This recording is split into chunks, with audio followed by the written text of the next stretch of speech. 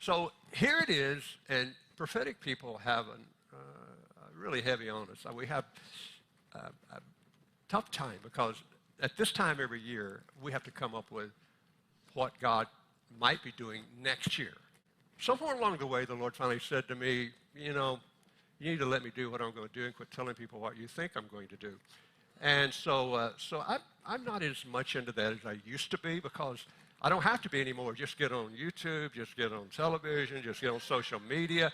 You got everybody telling you the devil's coming. Everything's coming. The world's coming to an end, or we're going to be better than ever. And it's like you can find whatever food you want out there through some prophetic people. Prophetic people are really tearing it up right now. Like this is a time, wow, and if I hit it, I'm going to be famous, I'll be starving to death with no money, but the economy will be crashed and I'll be famous. But anyway, so I'm not into that. I'm not into that. So here's what happened to me this week. So I'm thinking, okay, here it is, Wednesday. I don't have anything to say. Thursday, I don't think I have anything to say about next year's coming. And you'll be in it. Friday, then Saturday. And I started getting nervous around noon yesterday.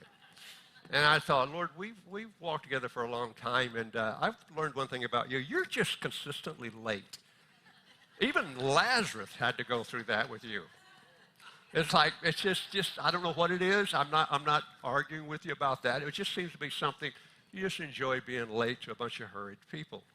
And if you don't do something, I got to call somebody. And so somewhere around 2 o'clock or so, which little things begin to drop into my heart and spirit. If I can back up and say, I'm not being mean, I'm just done with the prophetic projections about some wars coming next year, famines coming next year, angels are coming next year. It's all over the place. And I don't know what. I don't even listen to anything anymore about any of that stuff because pretty much we all don't know much of nothing, except it's going to be a contradiction. Or I get the hell beat out of me. I mean the hell as in the hell down there, not as in a sling. Well, the other side of me meant that. But anyway, so the contradiction. Goodness and mercy shall follow me.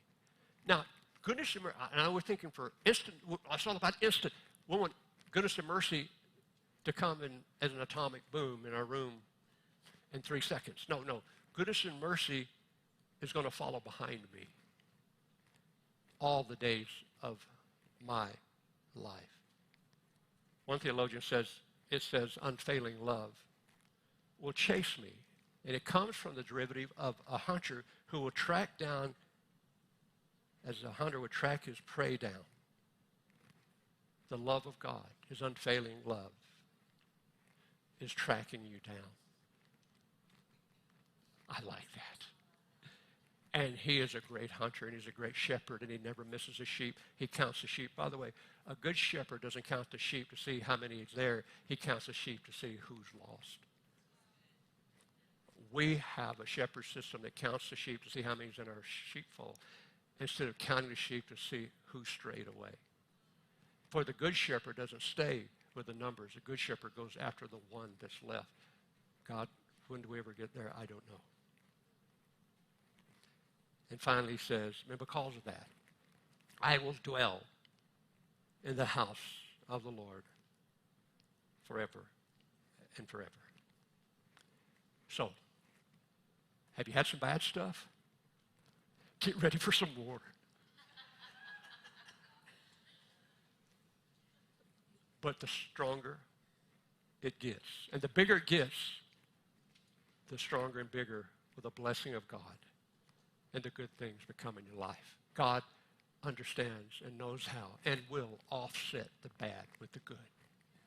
I personally do not believe we're going down next year. I personally do not believe, listen, I have an Abrahamic heart. I have a father's heart too. We are not Sodom and Gomorrah yet as a world. I mean, Sodom and Gomorrah was trouble. God was about to destroy them.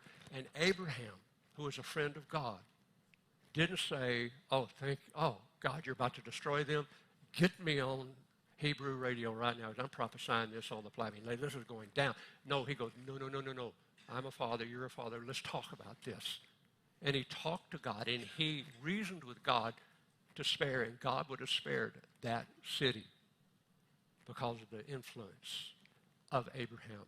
God, help us to raise up Abrahams, male and female, in this next season to contend with God about not destroying, about not passing judgment, and ask God for the best of the best. It is on us. We have that right.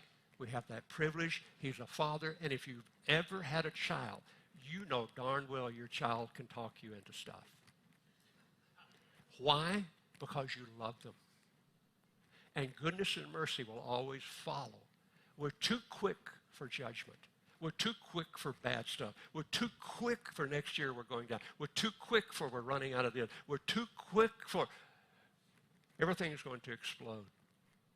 Instead of falling on our knees and saying, Our Father which art in heaven, hallowed be thy name, thy kingdom come, not economy crash come, our kingdom come.